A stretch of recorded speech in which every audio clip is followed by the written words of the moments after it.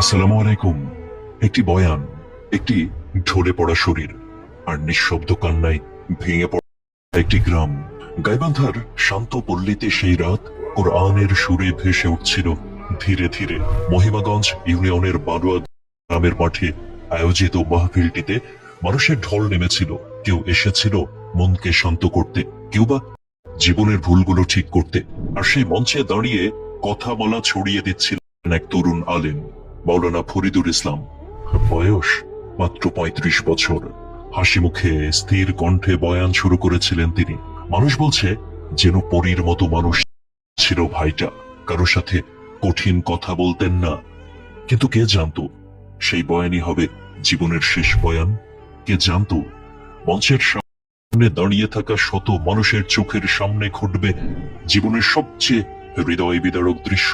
বক্তব্য শুরুর কয়েক মিনিট পর হঠাৎ করে তার গলা কেঁপে উঠল, হাতের মাইকটা ঢিলে হয়ে গেল। মুহূর্তের মধ্যেই তিনি মঞ্চে ঢলে পড়লেন। চারদিক স্তব্ধ হয়ে গেল। কারো মুখে কোনো কথা নেই, কারো চোখের পানি আটকে রাখা গেল না। স্থানীয়রা ছুটে গেলেন। কেউ তার মাথায় পানি দিচ্ছেন, কেউ সূরা পড়ছেন, কেউ দোয়া করছেন, আল্লাহ তাকে বাঁচিয়ে দেন। কিন্তু মহান আল্লাহ হয়তো অন্য সিদ্ধান্ত নিয়ে রেখেছিলেন। সোমবার ভোরে সবার প্রিয় ফরিদুল ইসলাম এই দুনিয়ার সফর শেষ করলেন। এ যেন স্বপ্ন ভেঙে যাওয়ার মতো একটা মৃত্যু।